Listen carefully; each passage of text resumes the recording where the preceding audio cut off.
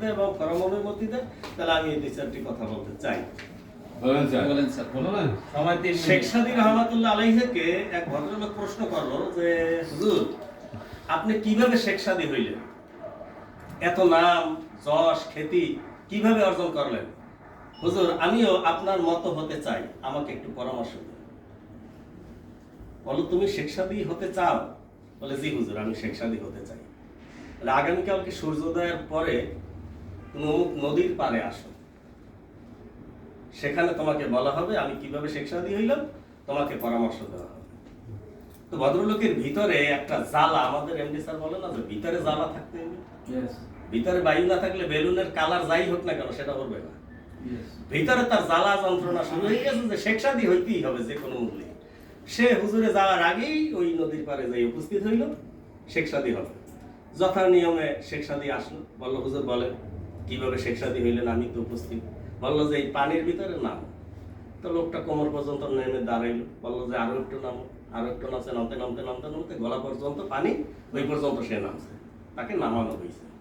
বললো বারবারই বলে যে হুজুর আমি তো নামছি, আমার শেখ সাদী হওয়ার পরামর্শ দেন, কারণ আমার ভিতরে টার্গেট একটাই কি শেখ সাদী হইতে, অন্য কোনো কিছু আর মাথার ভিতরে নেই। যখন সে গলা পর্যন্ত পানিতে নামলো, ইন দিস টাইম শেখ সাদী ওনার মাথা ধরিয়া এমন ঠাসা দিয়েছে পানির ভিতরে যে ও এখন মানে রুহুটা বাইরে যায় যায় অবস্থা। ও মনে মনে ভাবতেছে মনে হয় শেখ সাদী বানায়, হ্যাঁ শেখ সাদী বানানোর মনে এইটাই ফর্মুলা। কিন্তু একটা সময় অনুভব করতেছে যে ও কিসের শেখ সাদী, ওরে তো ঠাইসিয়া মারার জন্য এখানে নিয়ে আসছে, মানে এটা একটা কঠিন ষড়যন্ত্র। শেখ সাদী দুনিয়াতে দ্বিতীয় কাউকে আর শেখ সাদী হইতে দেবে না, সে একাই থাকবে। হ্যাঁ আমি হইতে চাইছি এই কারণে তার শত্রু হয়ে গেছি, এবারে আমারে মারার জন্য নিয়ে আসছে। এটা বলছে কখন? যখন দেখেছে তার শেষ নিঃশ্বাস শেষ হয়ে যাইতেছে। ও ভাবতেছে যে কিসের শেখ সাদী, শেখ সাদী হইবে কি, আমার তো আগে বাঁচতে হইবে। ওর ভিতরে যত শক্তি ছিল প্রচন্ড শক্তি নিয়ে শেখ সাদীকে এমন জোরে ধাক্কা মারছে, ধাক্কার চলে যাই উনি এই পাশে মারছে, আর ও মোটামুটি একটু পানি থেকে বের হইয়া একটা পারে কিনারে আসছে, এবারে শ্বাস প্রশ্বাস নিতেছে, স্বাভাবিক হইতেছে। শেখ সাদী রহমাতুল্লাহ আলাইহি সিটটা পটিয়ে যাই আবার বাসায় এসে বসছে, একটু পিঠে মশা হুজুর আপনি কিসের শেখ সাদী, কিসের হুজুর? আমি তো একটা ইত্যাদি ইত্যাদি, আপনি আমারে মেরে ফেলার জন্য এখানে নিয়ে আসছেন, আপনি হ্যাঁ আপনারে আমি ভালো মনে করছিলাম, হুজুর মনে করছিলাম, অনেক বড় মানুষ মনে করছিলাম, আমি মনে করছিলাম আপনি আমার শেখ সাদী বানাইবেন এই জন্য নিয়ে আসছেন, আর আপনি আমাকে মারার ষড়যন্ত্র করেন। বাবা এত হয়েছে, কষ্ট হয়েছে, বসো ধৈর্য ধরো।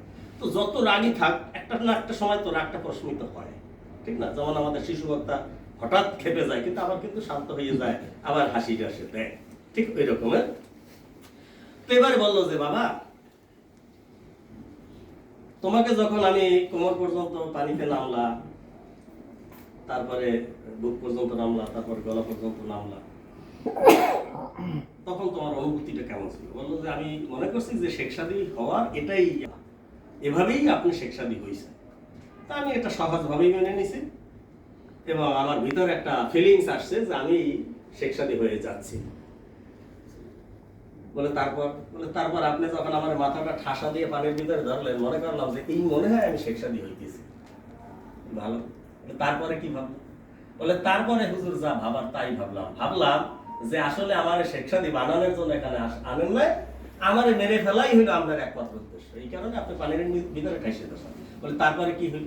আমি তখন আর শেখ সাদী হওয়ার মতো বাসনা আমার ভিতর থেকে উঠে গেছে, একমাত্র বাঁচার জন্য আমি আমার ভিতরে যতটুকু শক্তি ছিল সেই শক্তিটুকু প্রয়োগ করলাম এবং বেঁচে থাকার জন্য আপনাকে ধাক্কা মারলাম। আমি কারে ধাক্কা মারতেছি কি করতেছি বুঝি না, আমার তখন একটাই লক্ষ্য, আমাকে বেঁচে থাকতে হবে।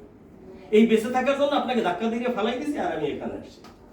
বললো এটাই হলো শেখ সাদী হওয়ার ফর্মুলা। তুমি যে প্রচন্ড শক্তি দিয়ে আমাকে ধাক্কা দিছো, এই শক্তিটা কোথায় পাইলে তুমি? এই শক্তিটা তো তোমার ভিতরে ছিল, এই শক্তিটা তুমি প্রয়োগ করো না, এই শক্তিটাকে তুমি কাজে লাগাও না যে আমি শেখ সাদী আর তুমি যেখানে ছিল সেখানেই। এই শক্তিটাকে যদি তুমি কাজে লাগাইতে তাহলে তুমিও আমার মতো শেখ সাদী হইতে পারতে এবং হয়তো আমাকে ছাড়িয়ে যেতে পারতে। আমি এটা তোমাকে বোঝানোর জন্য এখানে নিয়ে আসছি।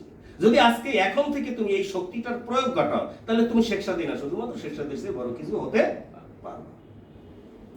আমরা যারা আছি, আমরা এখানে এমন কেউ নাই যারা প্রত্যেকেই যার যার জায়গা থেকে অনেক শারীরিক, মানসিক, আর্থিকভাবে ক্ষতিগ্রস্ত হই না, তারপরে কিন্তু এখানে আসছে।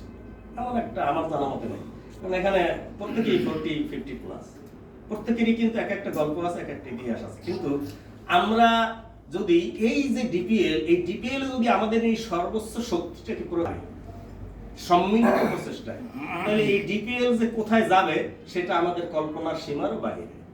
এটা একটু উদাহরণ আর একটু দিতে হয় আমাকে। অ্যাডলফ হিটলার 11 জনের একটা বিয়ারের আড্ডায়, বিয়ার মানে মদ, 11 জন বন্ধুকে নিয়ে একটা বিয়ারের আড্ডায় নাজি বাহিনী গঠন করছে, নাৎসি বাহিনী।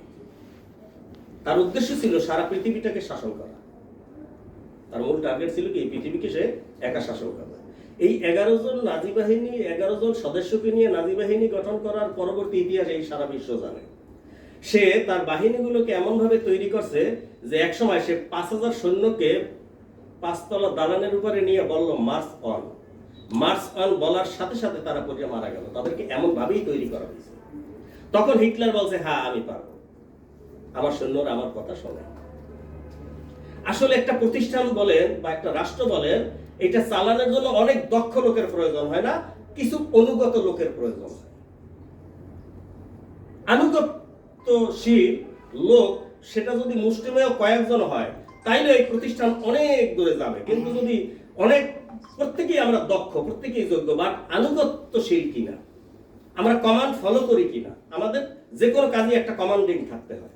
সেই কমান্ড যদি আমরা ফলো করি তাইলেই ঘটনা ঘটবে। আর যদি কমান্ড ফলো না করে আমি যদি ভাবি আমি তো অমুক, আমি ওনার কথা শুনবো, আর শুনলেই কি না শুনলেই কি, এই যে ফিলিংস, আমাকে এই ফিলিংস এর কারণে প্রথমত তো আমি নিজে বিশ্বাসঘাতক, দ্বিতীয়ত এই প্রতিষ্ঠানের ভিতরে যদি এই মানসিকতা থাকে তাহলে এই প্রতিষ্ঠান দূরে যাবে না, যাওয়া সম্ভব না।